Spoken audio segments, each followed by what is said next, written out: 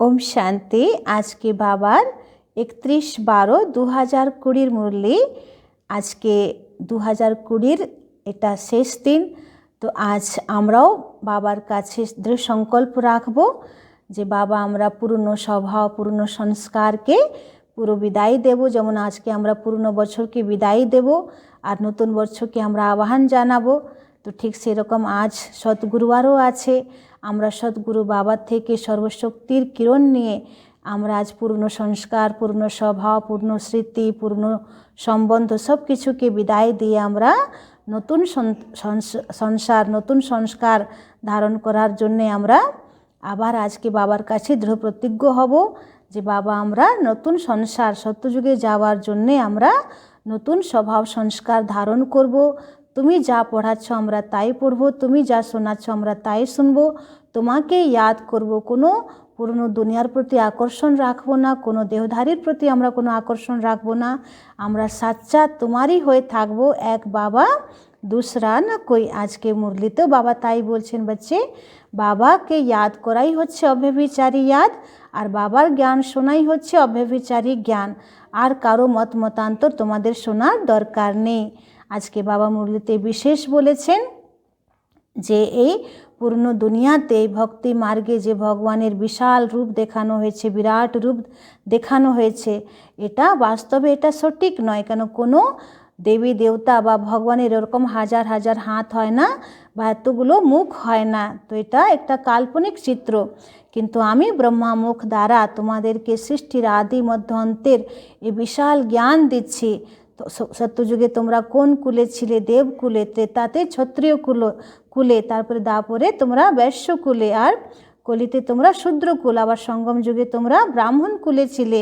তো 5টা বর্ণের আমি তোমাদেরকে জ্ঞান দিচ্ছি। তো এইসবই হচ্ছে ব্রহ্মামুখ দ্বারা বিশ্বরূপের জ্ঞান দেওয়া। ওটাকে তারা বিশ্বরূপ দেখিয়ে দিয়েছে। বাস্তবে এরকম কোনো ভগবানের কোনো বিশ্বরূপ হয় না।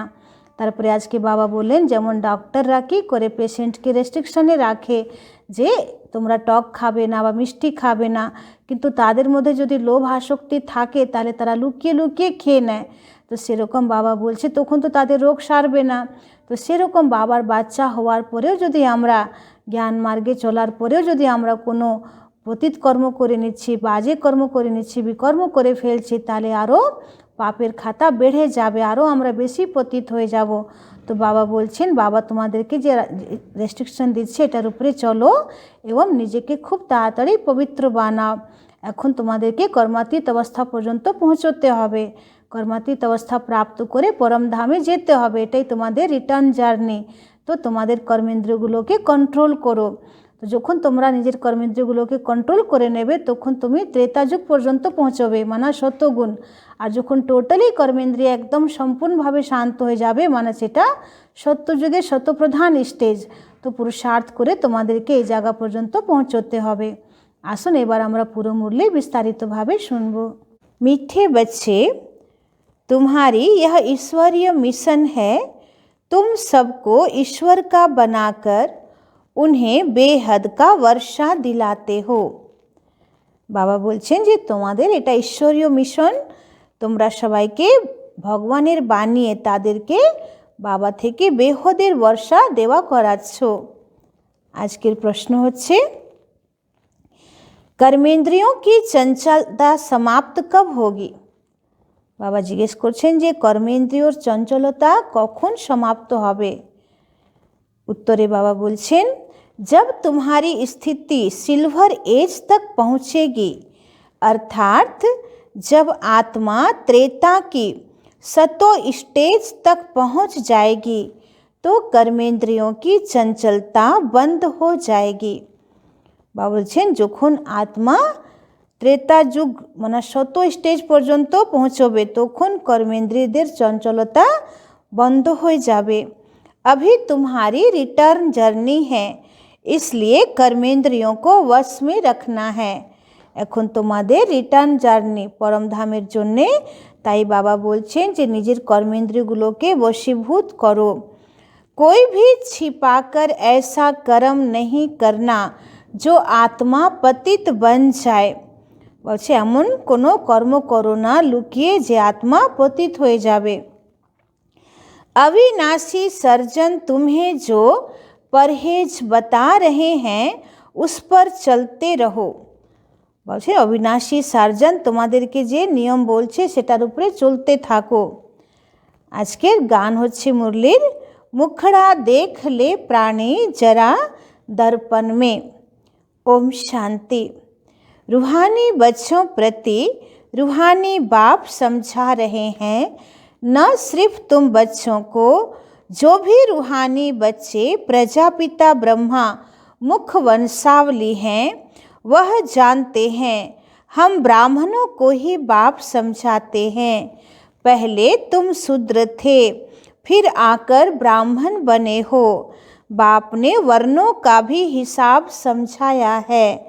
दुनिया में वर्णों को भी समझते नहीं, सिर्फ गायन है।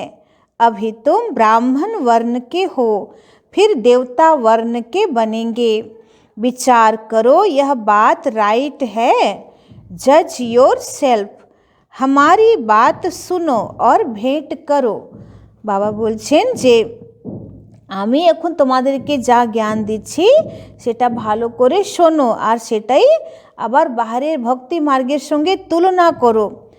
शास्त्र जो जन्म जन्मांतर सुने हैं और जो ज्ञान सागर बाप समझाते हैं उनकी भेंट करो। राइट क्या है? ब्राह्मण धर्म अथवा कुल बिल्कुल भूले हुए हैं। तुम्हारे पास विराट रूप का चित्र राइट बना हुआ है, इस पर समझाया जाता है। आज के बाबा কুলের উপরে বলছেন যে সঙ্গম যুগে আমাদের ব্রাহ্মণ কুল, আর সত্যযুগে হবে আমাদের দেবতা কুল, আর ত্রেতাতে ক্ষত্রিয় কুল, আর দাপরে বৈশ্য, আর কলিযুগে শূদ্র। তখন আমরা পুরো ব্রাহ্মণ কুল থেকে আবার দেবতা কুলে যাচ্ছি, আগে আমরা শূদ্র কুলে ছিলাম। তো বাবা বলছে এগুলো সবাইকে ভালো করে বোঝাও, এটাই হচ্ছে বিরাট রূপ। तो बाकी इतनी भुजाएं वाले चित्र जो बनाए हैं और देवियों को हथियार बैठ दिए हैं वह सब है रॉन्ग। বাবা বলছেন যে মহাভারতে দেখানো হয়েছে বিশ্বরূপ, ভগবানের বিশ্বরূপ, তো সেখানে হাজার হাজার হাত দেখানো হয়েছে, অনেক মুখ দেখানো হয়েছে, মানে খুব বিশাল রূপ দেখানো হয়েছে। তো বাবা বলছেন যে এরকম রূপ কোনোদিন ঈশ্বরের হতে পারে না, কিন্তু শিব বাবা ব্রহ্মা মুখ দ্বারা আমাদেরকে পুরো সৃষ্টি কাল চক্রের এই পুরো বিশাল জ্ঞান দিচ্ছেন। তো এই জ্ঞানকেই বাবা বলছেন তারা বিশ্বরূপ দেখিয়ে দিয়েছে, যে সত্যযুগে আমরা কিভাবে দেবতা বর্ণের ছিলাম, ত্রেতাতে কিভাবে আমাদের ক্ষত্রিয় বর্ণ ছিল, দাপরে বৈশ্য, কলিতে শূদ্র, তারপরে সঙ্গম যুগে ব্রাহ্মণ। তো পুরো বিশ্বের বিশাল যে রহস্য সেটা বাবা ব্রহ্মামুখ দ্বারা শোনাচ্ছেন, কিন্তু ওনারা ভগবানেরই রূপটাকে এত বড় দেখিয়ে দিয়েছে। তো বাবা বলছে কোনো দেবীদেরও এত হাত থাকে না, আর কোনো বিশ্বরূপে ভগবানেরও এত সহস্র भुजा नहीं बा एतो माथा नहीं, मुख नहीं। तो यह सब भक्ति मार्ग के चित्र हैं। इन आँखों से सब देखते हैं परंतु समझते नहीं। कोई के ऑक्यूपेशन का पता नहीं है। अभी तुम बच्चों को अपनी आत्मा का पता पड़ा है और 84 जन्मों का भी मालूम पड़ा है। जैसे बाप तुम बच्चों को समझाते हैं, तुमको फिर औरों को समझाना है। शिव बाबा तो सबके पास नहीं जाएंगे, जरूर बाप के मददगार चाहिए ना, इसलिए तुम्हारी है ईश्वरीय मिशन। तुम सबको ईश्वर का बनाते हो, समझाते हो। वह हम आत्माओं का बेहद का बाप है, उनसे बेहद का वर्षा मिलेगा। जैसे लौकिक बाप को याद किया जाता है, उनसे भी जास्ती पारलौकिक बाप को याद करना पड़े। लौकिक बाप तो अल्पकाल के लिए सुख देते हैं, बेहद का बाप बेहद का सुख देते हैं। तो यह अभी आत्माओं को ज्ञान मिलता है। अभी तुम जानते हो 3 बाप हैं, लौकिक, पारलौकिक और अलौकिक। बाबा बोलছেন যে তোমরা এখন জানো যে তোমাদের 3টে বাবা আছে, একটা লৌকিক পিতা, একটা পারলৌকিক শিব বাবা, আর একটা ব্রহ্মা বাবা অলৌকিক পিতা। तो बेहद का बाप अलौकिक बाप द्वारा तुमको समझा रहे हैं। बेहोदेर बाबा अलौकिक बाबा द्वारा तुम्हादेरके बोझाচ্ছেন। इस बाप को कोई भी जानते नहीं। ब्रह्मा बाबा के क्यों जाने ना। ब्रह्मा की बायोग्राफी का किसी को पता नहीं है। उनका ऑक्यूपेशन भी जानना चाहिए ना। शिव की, श्री कृष्ण की महिमा गाते हैं, बाकी ब्रह्मा की महिमा क्या। निराकार बाप को जरूर मुख तो चाहिए ना। बाबा बोलছেন যে শিবের মহিমা আছে, শ্রীকৃষ্ণেরও মহিমা আছে, কিন্তু ব্রহ্মার মহিমা দেখানো হয়নি। শুধু এটা বলা হয়েছে যে ব্রহ্মাজি সবাইকে বরদান দিতেন। तो निराकार बाप को जरूर मुख तो चाहिए ना, जिससे अमृत दे। भक्ति मार्ग में बाप को कभी यथार्थ रीति याद नहीं कर सकते हैं। बाबा बोलছেন भक्ति मार्गे जेहेतु बाबार परिचय तादेर काछे स्पष्ट नहीं, एजन्य तारा बाबा के यथार्थ रीति स्मरण करते पारे ना। अभी तुम जानते हो, समझते हो, शिव बाबा का रथ यह है। रथ को भी श्रृंगार करते हैं ना, जैसे मोहम्मद के घोड़े को भी सजाते हैं। तुम बच्चे कितना अच्छी रीति मनुष्यों को समझाते हो। बाबा बोलছেন যে যেমন কোনো রাজা মহারাজাদের ঘোড়াদেরকেও সাজানো হয়, তো ঠিক সেরকম ব্রহ্মা বাবা হচ্ছেন শিব বাবার রথ। তো রথকে সাজাতে হয়, তো ব্রহ্মা বাবা তো কোনো শৃঙ্গার করেন না, শুধু পরিষ্কার পরিচ্ছন্নভাবে থাকেন, সাফ স্বচ্ছ উজ্জ্বল বস্ত্র পরেন, যেহেতু এটা শিব বাবার রথ। तो तुम बच्चे कितना अच्छी रीति मनुष्यों को समझाते हो। तुम सभी की बड़ाई करते हो, बोलते हो तुम यह देवता थे, फिर 84 जन्म भोग तमो प्रधान बने हो, अब फिर सतो प्रधान बनना है, तो उसके लिए योग चाहिए। परंतु बड़ा मुश्किल कोई समझते हैं। समझ जाए तो खुशी का पारा चढ़े, समझाने वाले का तो और ही पारा चढ़ जाए। बाबा बोलছেন बाबार ज्ञान यदि তোমরা ভালো করে কাউকে বোঝাও, তাহলে যে বোঝাবে তার তো একদম খুশির পারা সবসময় চড়ে থাকবে। बेहद के बाप का परिचय देना कोई कम बात है क्या। समझ नहीं सकते, कहते हैं यह कैसे हो सकता है। बेहद के बाप की जीवन कहानी सुनाते हैं। अब बाप कहते बच्चे पावन बनो। तुम पुकारते थे ना कि हे पतित पावन आओ। गीता में भी मन मनाभव अक्षर है, परंतु उनकी समझाने कोई के पास है नहीं। बाप आत्मा का ज्ञान भी कितना क्लियर कर समझाते हैं। कोई शास्त्रों में यह बातें नहीं हैं। भल कहते हैं आत्मा बिंदी है, भ्रिकुटी के बीच स्टार है, परंतु यथार्थ रीति किसी की बुद्धि में नहीं है। बाबा बोलছেন शास्त्रे सब कोनो कथा नहीं, शुधु जाने जे आत्मा एकटा सूक्ष्म ज्योति, किन्तु आत्मार मध्य जे 84 जन्मेर पाठ भरा आछे, आत्माई ए देहधारा विभिन्न रकम एक्टिंग करछे, तो सेटा मानुष केउ जाने ना। तो वह भी जानना पड़े। कलयुग में है ही अनराइटियस, सतयुग में है सब राइटियस। तो भक्ति मार्ग में मनुष्य समझते हैं यह सब ईश्वर से मिलने के रास्ते हैं, इसलिए तुम पहले फॉर्म भराते हो, यहाँ क्यों आए हो। इससे भी तुमको बेहद के बाप का परिचय देना है। पूछते हो आत्मा का बाप कौन है। सर्वव्यापी कहने से तो कोई अर्थ ही नहीं निकलता। सबका बाप कौन, यह है मुख्य बात। तो अपने अपने घर में भी तुम समझा सकते हो। बाबा बोलছেন যখন নতুন কেউ আসে কোর্স করতে, তো আগে তাদেরকে দিয়ে ফর্ম ভরাও এবং ফর্মে সে লিখে দেবে যে আমি কাকে মানতাম, কে আমার গুরু, বা আমি কোন কাকে ঈশ্বর বলে মানি। তো সব পড়ে তোমাদের বুদ্ধিতে চলে আসবে যে ও কোন সংস্থা তে আছে বা কোন গুরুকে সে মানছে বা কোন গুরুর দীক্ষায় দীক্ষিত আছে বা ঈশ্বর বলে কাকে মানে কাকে বিশ্বাস করে, তো এসব জানার পরে তারপরে তোমরা সেরকম তাকে ক্লাস করাতে পারবে। তো আগে फॉर्म भरानो अवश्य दरकार। तो अपने अपने घर में भी तुम समझा सकते हो। एक दो मुख्य चित्र, सीढ़ी, त्रिमूर्ति, झाड़, यह बहुत ज़रूरी है। झाड़ से सब धर्म वाले समझ सकते हैं। बाबा बोलছেন যে যখনই তোমরা কাউকে জ্ঞান দেবে তো ত্রিমূর্তি বা কল্পবৃক্ষ বা সৃষ্টিকাল চক্র এইসব চিত্র অবশ্যই তোমরা সবাইকে বোঝাবে। এটাতে পুরো সৃষ্টির আদি মধ্য অন্তের জ্ঞান চলে আসছে, সমস্ত ধর্মের জ্ঞান চলে আসছে, যে কোন ধর্ম কবে স্থাপন হয়েছিল সেটাও চলে আসছে। तो हमारा धर्म कब शुरू हुआ, हम इस हिसाब से स्वर्ग में जा सकते हैं।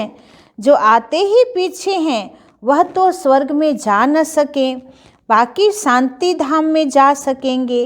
झाड़ में भी बहुत क्लियर होता है, जो जो धर्म पीछे आए हैं उन्हों की आत्माएं जरूर ऊपर में जाए विराजमान होंगी।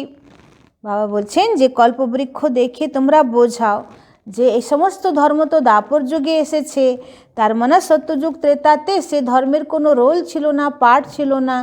তখন সে ধর্মের আত্মারা কোথায় ছিল, তো তখন তারা পরমধামে বিশ্রাম করছিল। তো যেমন নাটক মঞ্চে একসঙ্গে সমস্ত অ্যাক্টর আসে না, প্রথমে হিরো হিরোইন আসে, তারপরে মাঝখান থেকে যারা সাইড রোল করে তারা প্রবেশ করে। তো সেরকম বাবা বলছেন যে লক্ষ্মী নারায়ণ যারা হিরো হিরোইনের আত্মা তারা একদম সত্যযুগে প্রথমে আসে, তারপরে দাপর যুগে এসব আসছেন। তো ততক্ষণ এই ধর্মের আত্মাগুলো পরমধামে বিশ্রাম করে। तो तुम्हारी बुद्धि में सारा फाउंडेशन लगाया जाता है। बाप कहते हैं आदि सनातन देवी देवता धर्म का सैपलिंग तो लगा, फिर झाड़ के पत्ते भी तुमको बनाने हैं।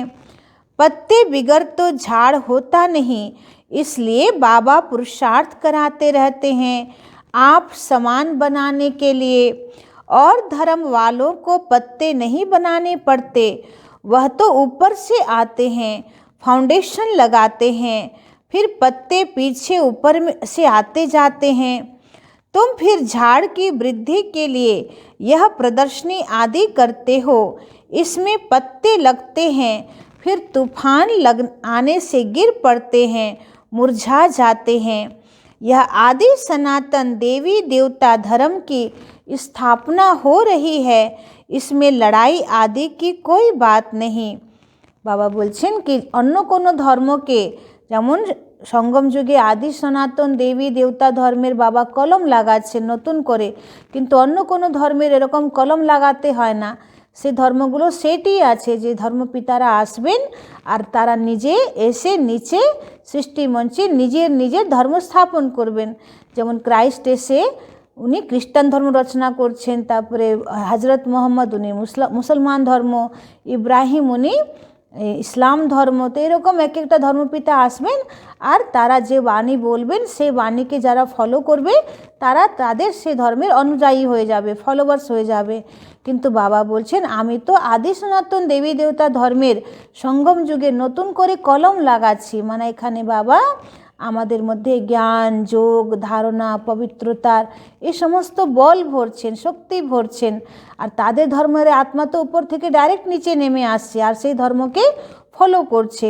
তো তাদের ধর্ম স্থাপন করার যে প্রক্রিয়া আর আমাদের আদি সনাতন দেবী দেবতা ধর্মের স্থাপন করার যে প্রক্রিয়া, তো বাবা বলছে রাত দিনের পার্থক্য আছে। এই ধর্ম স্বয়ং ভগবান স্থাপন করছেন আর সেই ধর্মগুলো ধর্মপিতারা স্থাপন করছেন। এই ধর্ম সঙ্গম যুগে স্থাপন হচ্ছে আদি সনাতন দেবী দেবতা ধর্ম, যেটা পুরো 5000 বছর চলবে।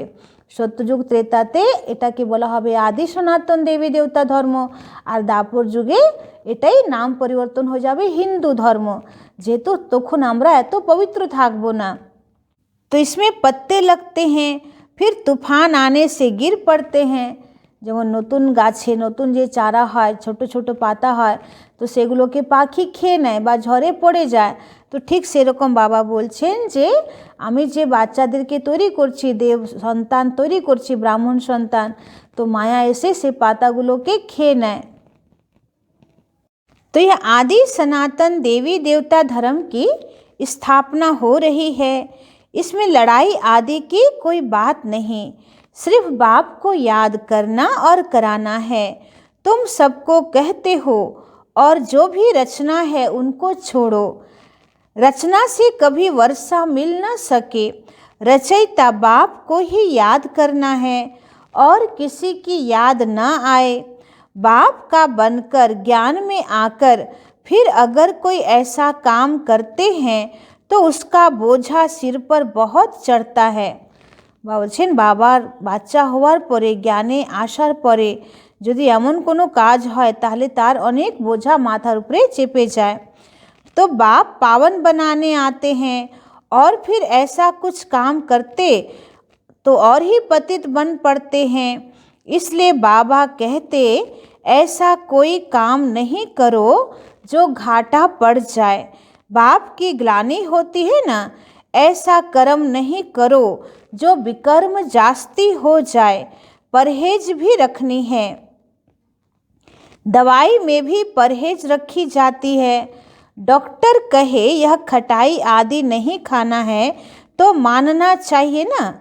বলছে ডাক্তার যেমন কোনো পেশেন্টকে বলে যে টক খাওয়া যাবে না বা মিষ্টি খাওয়া যাবে না, তখন সে পেশেন্ট কি করে, বাঁচার জন্যে সে ডক্টরের কথাটা মেনে চলে যে ঠিক আছে টক খাবো না বা মিষ্টি খাবো না। তো সেরকম বাবা বলছেন যে সুপ্রিম সার্জন বাবা বারবার আমাদেরকে বোঝাচ্ছেন যে বাবার বাচ্চা হওয়ার পরে এমন কোনো বিকর্ম করো না, এমন কোনো খারাপ কাজ করো না যে তোমার উপরে আরও বেশি পাপের মানে শাস্তি লেগে যায়, মানে আরও তখন তো বেশি শাস্তি পেতে হবে না, তো তোমার বিকর্মের খাতা আরও বাড়িও না, নাহলে অনেক শাস্তি পেতে হবে। तो कर्मेंद्रियों को वश करना पड़ता है। अगर छिपाकर खाते रहेंगे तो फिर दवाई का असर नहीं होगा। যেমন অনেক পেশেন্ট আছে তাদেরকে ডক্টর বারণ করেছে যে টক খেও না বা মিষ্টি খেও না, তো তারা যদি লুকিয়ে লুকিয়ে খেতেই থাকে তাহলে তো রোগ সারবে না। তো সেরকম বাবার জ্ঞানে চলতে চলতে যদি আমরা আবার পতিত হয়ে যাই বা বিকারে চলে যাই বা আমরা কোনো রকম বিকর্ম করছি, আমাদের ক্রিমিনাল দৃষ্টিবৃত্তি আছে, তাহলে আরও বেশি পাপ বেড়ে যাবে আর আমাদের রোগও সারবে না, মানে আমরা পবিত্র হতে পারবো না আর অনেক শাস্তি পেতে হবে। तो इसको कहा जाता है आसक्ति। तो बाप भी शिक्षा देते हैं यह नहीं करो। যেমন ডক্টরের বারণ করার পরেও যদি কেউ টক খায় বা মিষ্টি খায়, যার যেটা নেশা, তো ওটা খাচ্ছে তার মানে ওটা তার আসক্তি আছে, চরম লোভ আছে, তো এটা তো ঠিক নেই। তো বাবাও বলছে বাচ্চে এরকম কোনো রকম আসক্তি, লোভ, লালসা, কামনা, বাসনা রেখো না। लिखते हैं बाबा मन में संकल्प बहुत आते हैं, खबरदार रहना है। गंदे स्वप्न मनसा में संकल्प आदि बहुत आएंगे, इनसे डरना नहीं है। যে তোমাদের মনে নোংরা স্বপ্ন বা মনের মধ্যে বাজে চিন্তন অনেক আসবে, কিন্তু এগুলোতে ভয় পেও না, এটা মায়ার তুফান। सत्युग त्रेता में यह बातें होती नहीं। तुम जितना आगे नज़दीक होते जाएंगे, सिल्वर एज तक पहुँचेंगे, तब कर्मेंद्रियों की चंचलता बंद हो जाएगी। তোমরা যখন রজ থেকেও শত অবস্থা পর্যন্ত পৌঁছবে, মানে যেটা তোমাদের ত্রেতা যুগে যে অবস্থা, শত অবস্থা, তো সেই পর্যন্ত যখন তোমরা পৌঁছে যাবে তখন তোমাদের ইন্দ্রিয়র কোনো চঞ্চলতা থাকবে না। कर्मेंद्रियां वश हो जाएंगी। सत्युग त्रेता में वश थी ना, जब उस त्रेता की अवस्था तक आओ तब वश होंगी। फिर सत्युग की अवस्था में आएंगे तो सतो प्रधान बन जाएंगे, फिर सब कर्मेंद्रियां पूरी वश हो जाएंगी। যখন এরকম শত থেকে তোমরা আবার শত প্রধান পর্যন্ত পৌঁছে যাবে তখন তোমাদের সমস্ত কর্মেন্দ্রিয়গুলো একদম कंट्रोल হয়ে যাবে। कर्मेंद्रियां वश थी ना, नई बात थोड़ी ही है। आज कर्मेंद्रियों के वश हैं, कल फिर पुरुषार्थ कर कर्मेंद्रियों को वश कर लेते हैं। वह तो 84 जन्मों में उतरते आए हैं, अभी रिटर्न जर्नी है। सबको सतो प्रधान अवस्था में जाना है, अपना चार्ट देखना है, हमने कितने पाप कितने पुण्य किए हैं। বলছে নিজের চার্ট देखो যে আমরা কত পাপ আর কত পুণ্য করেছি। बाप को याद करते करते आयरन एज से सिल्वर एज तक पहुंच जाएंगे तो कर्मेंद्रियां वश हो जाएंगी। फिर तुमको महसूस होगा अभी कोई तूफान नहीं आते हैं, वह भी अवस्था आएगी। फिर गोल्डन एज में चले जाएंगे। मेहनत कर पावन बनने से खुशी का पारा भी चढ़ेगा। বলছে যত তোমরা মেহনত করে পবিত্র হবে তত তোমাদের খুশির পারা উপরে উঠবে। जो भी आते हैं उनको समझाना है कैसे तुमने 84 जन्म लिए हैं। जिसने 84 जन्म लिए हैं वही समझेंगे, कहेंगे अब बाप को याद कर मालिक बनना है। 84 जन्म नहीं समझते तो शायद राजाई के मालिक नहीं बने होंगे। हम तो हिम्मत दिलाते हैं, अच्छी बात सुनाते हैं, तुम नीचे गिर पड़ते हो। जिसने 84 जन्म लिए होंगे उनको झट स्मृति आएगी। बाबा बोलছেন যে যাদের 84 জন্ম হয়েছে তারা বাবার জ্ঞান শুনেই তাদের মনে আসবে যে এটাই তো আমরা খুঁজছিলাম, এটাই তো খাঁটি জ্ঞান, এটাই তো সত্য জ্ঞান, এটার জন্যই তো আমরা এত ব্যাকুল ছিলাম। আর সঙ্গে সঙ্গে তারা বাবার জ্ঞানকে ধরে নেবে। तो बाप कहते हैं तुम शांति धाम में पवित्र तो थे ना, अब फिर तुमको शांति धाम सुख धाम में जाने का रास्ता बताते हैं। और कोई भी रास्ता बता न सके। शांति धाम में पावन आत्माएं ही जा सकेंगी। जितना खाद निकलती जाएगी उतना ऊंच पद मिलेगा। जो जितना पुरुषार्थ करे, हर एक के पुरुषार्थ को तो तुम देख रहे हो। बाबा भी बहुत अच्छी मदद करता है। यह तो जैसे पुराना बच्चा है, हर एक की नबज को समझते हो ना। सयाने जो होंगे वह झट समझ जाएंगे बेहद का बाप है, उनसे ज़रूर स्वर्ग का वर्षा मिलना चाहिए ना। मिला था अब नहीं है, फिर मिल रहा है। एम ऑब्जेक्ट सामने खड़ा है। बाप ने जब स्वर्ग की स्थापना की थी तुम स्वर्ग के मालिक थे, फिर 84 जन्म ले नीचे उतरते आए हो। अभी है यह तुम्हारा अंतिम जन्म। हिस्ट्री रिपीट तो ज़रूर करेंगी ना। तुम सारा 84 का हिसाब बताते हो। जितना समझेंगे उतना पत्ते बनते जाएंगे। बाबा বলছেন যে যত বাবার জ্ঞান যে যে আত্মা শুনবে তারা দেবী দেবতা কুলের বা এই বৃক্ষের দেবী দেবতা ধর্মের যে বৃক্ষ বাবা যেটা কলম লাগিয়েছেন তার পাতা হয়ে যাবে তারা। तुम भी बहुतों को आप समान बनाते हो ना। तुम कहेंगे हम आए हैं सारे विश्व को माया की जंजीरों से छुड़ाने। बाप कहते हैं मैं सबको रावण से छुड़ाने आता हूँ। বলছে আমি সারা বিশ্বকে মায়ার জঞ্জির থেকে ছুড়াতে এসেছি। तुम बच्चे भी समझते हो बाप ज्ञान का सागर है। तुम भी ज्ञान प्राप्त कर मास्टर ज्ञान सागर बनते हो ना। ज्ञान अलग है, भक्ति अलग है। तुम जानते हो भारत का प्राचीन राजयोग बाप ही सिखलाते हैं, कोई मनुष्य सिखला न सके। परंतु यह बात सबको कैसे बताएं। বলছে তোমরা সবাইকে বোঝাও যে ভারতবর্ষের যে প্রাচীনতম রাজযোগ এটা ভগবান ছাড়া কোনো মনুষ্য শেখাতে পারে না। यहाँ तो असुरों के विघन भी बहुत पड़ते हैं। आगे तो समझते थे शायद कोई किचड़ा डालते हैं, अभी समझते हो यह विघन कैसे डालते हैं। বলছে তোমাদের এই জ্ঞানযজ্ঞে যাদের আসুরি সংস্কার স্বভাব বা যারা অসুর তাদের বিঘ্নও খুব পড়ছে, তারা বাধা দেয়। তো এটা শাস্ত্রে আছে যে ঋষি মুনিরা ব্রাহ্মণরা যখন যজ্ঞ করত তখন অসুররা এসে বাধা দিত, বিঘ্ন ডালতো। তো সেটাই এখন হচ্ছে প্র্যাকটিক্যালে সঙ্গম যুগে বাস্তবে এটা ঘটছে। তো বাবা বলছেন নাথিং নিউ, এটা নতুন কিছু না, কল্পের আগেও হয়েছিল। तुम्हारी बुद्धि में यह सारा चक्र फिरता रहता है। बाबा हमको सृष्टि के आदि मध्य अंत का राज समझा रहे हैं। बाबा हमको लाइट हाउस का भी टाइटल देते हैं। बाबा आज के আমাদেরকে লাইট হাউসের টাইটেল দিচ্ছেন যে তোমরা হচ্ছ চৈতন্য লাইট হাউস। एक आँख में मुक्ति धाम और दूसरी आँख में জীবন মুক্তি ধাম। বাবা বলছেন যে তোমরা হচ্ছ চৈতন্য লাইট হাউস, তো তোমাদের একটা চোখে মুক্তির পথ তোমরা দেখাচ্ছ আর একটা চোখ দ্বারা জীবন মুক্তির পথ দেখাচ্ছ, তো তোমরা হচ্ছ জীবন্ত লাইট হাউস। तुमको शांति धाम में जाकर फिर सुख धाम में आना है, यह है ही दुख धाम। बाप कहते हैं इन आँखों से जो कुछ तुम देखते हो उनको भूलो, अपने शांति धाम को याद करो। आत्मा को अपने बाप को याद करना है, इसको ही अव्यभिचारी योग कहा जाता है। ज्ञान भी एक से ही सुनना है, वह है अव्यभिचारी ज्ञान।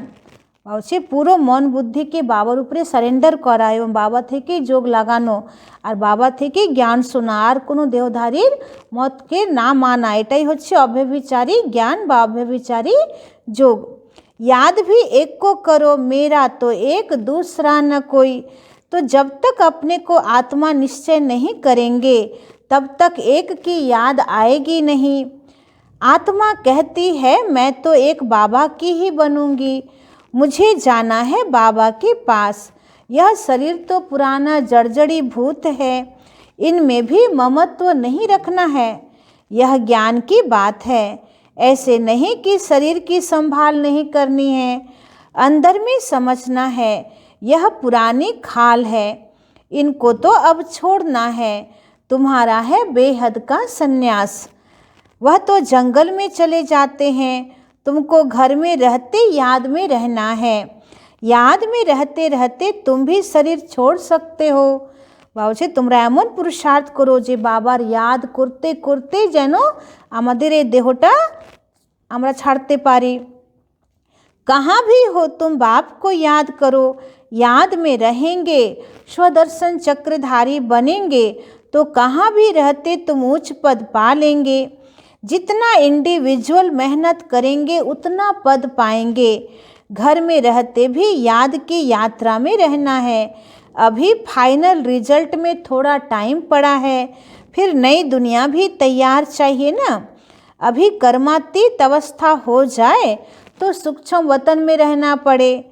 বলছি যদি এক্ষুনি তোমাদের কর্মাতীত অবস্থা হয়ে যায়, তোমরা সমস্ত হিসাব কিতাবের চক্কর থেকে মুক্ত হয়ে যাও, বন্ধন থেকে, তাহলে তো আর তোমাদের এই কলিযুগ দুনিয়াতে জন্ম হবে না। আর এখনও পরমধামের গেট খোলেনি, তখন তোমাদেরকে সূক্ষ্মবতনেই থাকতে হবে।